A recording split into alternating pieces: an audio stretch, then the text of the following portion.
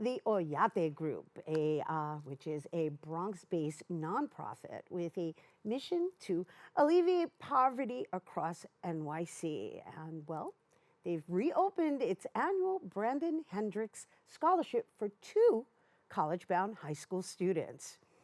This was launched when rising basketball star Brandon Hendricks was fatally struck by a stray bullet just shortly after his high school graduation. And he is remembered and honored by his loved ones as well as the community as they unite to fight against gun violence. The Brandon Hendricks Scholarship was created to ensure that multiple Bronx students have financial access to the college of their choice. And joining us to share more, we welcome back Oyate Group's program coordinator, Alexander Reyes. Hello and welcome. Hello, Rhina. Thank you for having me. This is wonderful. I mean, it's wonderful to have you on here in studio, in person. The last time we met was a virtual interview, and it's just lovely to know that you're continuing with this process, I should say, of honoring these scholarships to individuals. So I know it's $20,000 that you offer to these 2. Yes, it's $20,000. So per student. Per student, correct. So originally, when the scholarship started 4 years ago, because this is the 4 year that we're doing it, it was granted $5,000 to each student. By now, we're doing it throughout the 4 years, which means they receive those $20,000 throughout the 4 years.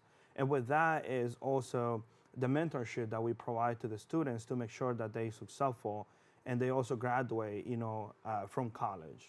So before we really get into the logistics of that, because that's basically $5,000 a year that's being offered, right? And there's also an accountability factor that comes with that, along with the mentorship. But before we even get into all of that, let's just talk about the relation to Brandon Hendricks. Like, was somebody at Oyate associated with him or related to him, or is this just the community keeping his legacy alive? Yeah, so our founder, president, CDO, Tomas Ramos, personally knew Brandon.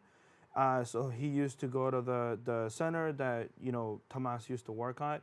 And they really, formed that relationship. And Tomas is a person that always sees, the potential in young folks. They really believe in this new generation that has a huge potential in achieving big things. And so, as we know, Brandon was very, passionate about his community. He wanted to get an education and come back to the community and empower them. And so after the tragic passing of him, Tomas, thought about this idea, and now it's changing lives. It's really changing lives because every time that we granted the scholarship to students, they really want to come back and help the community just as Brandon wished to do. Right. I mean, he had a wonderful future ahead of him, right? He was just graduated from high school. He was a basketball star, right? Correct, yeah. And he was heading to college, and he just happened to be at the wrong place at the wrong time. Correct, yeah. So he was a rising, basketball star, and I believe he was going to play basketball at his college as well that he was already accepted to. Right, and so we're sending love and light to Brandon Hendricks. Let's just start with that. Yep. And it's a beautiful thing that you're keeping his name alive. And of course, it's also a wonderful, loving way to combat gun violence and that awareness. Yeah, so it is a way to, it's a call that, we need to, make sure that we invest in our youth, making sure that we are giving them the opportunity, and that's what Oyate Group is doing. Not just with the scholarship, but also with other programming that we also offer at the organization. For example, right now we do have a starting program that's called Rise Leadership, which is a new brand program for sophomores and juniors that offers technology and the sciences as well, the art, civic, visual arts. And they come into our place, they learn different skills, they go into different trips, field trips, college visit, and at the end of the program, we are able to take them to an international trip. And this is something that it goes back to making sure that we open these opportunities, that we're giving them the needs for them to succeed and go on whatever they want to do in life. And just to clear, just for clarity purposes, we're referring to sophomore and juniors in high In school. high school, correct. Right? So that you're already preparing them to possibly earn this scholarship by Correct. having that relation. That's correct. Yeah. I like that Yeah. a So lot. they know about the scholarship. They Right. get into it, and they potentially could be recipients. Right. And then they also get to travel internationally, which is Correct. important, right? To familiarize yourself with other cultures and to be able to communicate as human beings. Correct. Yeah. Beautiful. Yep. Love it. Love it. So now, what are the qualifications for these scholarships? So the application is open. It closes on March 31st, and then the committee goes on and review the applications, and the scholarship is granted before they go on into the first semester in college. And so the application asks them to their background, to write a kind of formal essay to include also Brandon's background story, to kind of connect that with his legacy and what he want to do in college, as well as some sort of GPA. Right. Right. Well, for what them. is that GPA standard? Minimum 3.0. 3.0, So and so they got to maintain that throughout the 4 years of college as well. Okay. So why is it important for them to write an essay on Brandon Hendricks? It is important because it keeps telling the story. It Right. keeps keeping Brandon's alive. His legacy, because that's the whole purpose of the scholarship. That's what we want to do as an organization, to make sure that they know who Brandon was, and to make sure if they can resonate with that story, and so to listen the story up there, and make sure that we toggling violence in our communities, and to get away young adults from that environment and put them in the right path. Right, and the mindset of survival, right? Exactly. Because that is also a factor, Correct, right? yeah. Even from the financial perspective, Correct. which is what you're alleviating them. It is essential that too, because there's a lot of financial barriers, and so what we're doing is that we are alleviating that part of, because in my personal experience going into college, I did got scholarships, and I went to a private institution. However, for students like myself and others out there, scholarship and financial is not just that. It is more than, you need some money in your pocket. If your parents can provide for that, the scholarship is doing that. Right. The scholarship is providing an extra financial support for them to, maybe buy books, maybe, transport them back home, maybe help their parents. We don't know, but it helps in so many other areas that just going into college, and it's like, here we go, you got to start. But then you need an extra support, and that's what the scholarship is doing. Right. Well, it's more than just financial support. It's support, period, Yep. right? Even from this mentorship. Let's talk about that part of it. Yeah, so the mentorship, like I said at the beginning, so we decided to do it 4 years because we're able to help them perhaps in the summers, right?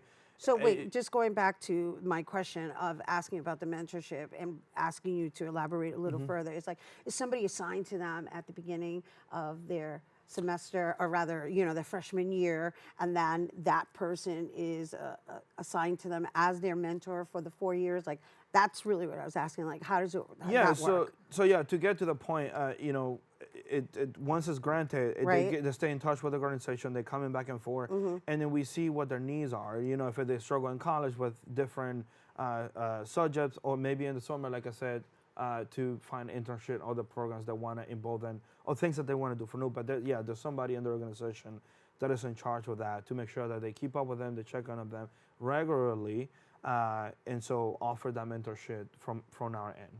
And so, what types of internships are we talking about? Like, in what fields? It depends on what they're interested in. If they're interested in, in the sciences, we look something in the sciences. If we're looking into, government, we look something into government. It depends whatever they're interested in. We do our best to match that up, and so they can also have a good experience with it as well. Yeah. And so what do your grantees look like now, right? Like, where are they now? And are they part of the Oyate family, as in they also serve in a certain capacity for the next generation? Absolutely. There are various schools from the New England area, from here in CUNY. I can tell you some of the schools, some of them are Brown University, New York University, here in CUNY. One of them is on in Lehman, I think he is in one of them, and as well as Boston College, which I knew from the first wave of recipients. I personally knew one of them, Mohammed. So he's about to graduate from college, and we kind of took a class in hostels, and he wanted to look for ways to support himself, go to college, and I told him about the scholarship program, and he's about to graduate. He's been very successful, and it varies when a lot of the universities and colleges across the area. How does that make you feel? It's wonderful. I can see it in the way you're communicating. I love him. Mohammed is a great student. He do track, he was in the sciences, and just as the many other stories I hear, and I just love being part of it. That I'm making an impact through my work, and every day I wake up. I love my job. I love what I do because I'm empowering communities, helping, young students like myself, and I see myself there as well. Almost like a big brother. Yeah. Yeah, with money though, right? So before we go, let's just share if anybody's is watching that's interested in participating in your scholarship program. Is there a website? Is there an application, and where do they seek it?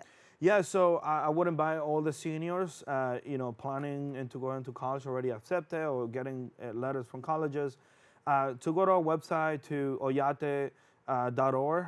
oyategroup.org, and our social media and Instagram, as well as in Twitter. And also LinkedIn, you can easily find the application. Just go to Youth Program of Services, and you'll find it there, the Brandon Hendricks Scholarship. So apply, and you might be one of the recipients to be part of the Oyate family. I love that. I love that. And so that's the scholarship, but then what about this sophomore and junior program that you were referencing? Yeah, so right now the program is back and running. So the program will end around May, but we're also launching the application around in the summer. So stay tuned for that because we're going to make it a whole year program. We also want to talk about the Beyond Rising, which is the undocumented internship for high school students and now serving college students. If you're an undocumented student out there that you're trying to find something to do in the summer or during the year, if you want to be part of Beyond Rising, you're welcome to apply. Applications will be open very soon, also in the summer. So it's Beyond Rising? Beyond Rising, yeah. Beyond Rising, welcoming what we call the new New Yorkers. The new New Yorkers. And then we don't, just to emphasize, you don't need any sort of documentation. We just want to know who you are, what your interests are, your passion, and how can we help you as Oyate Group. Wonderful. Alexander Reyes, everyone. Thank you so much for bringing it here of course. to our viewers. Once again, Oyate Group's a program coordinator. And for more information on enrollment for the Brandon Hendricks Scholarship and more on Oyate, you can visit oyategroup.com. All right, stay tuned. There's more open when we return.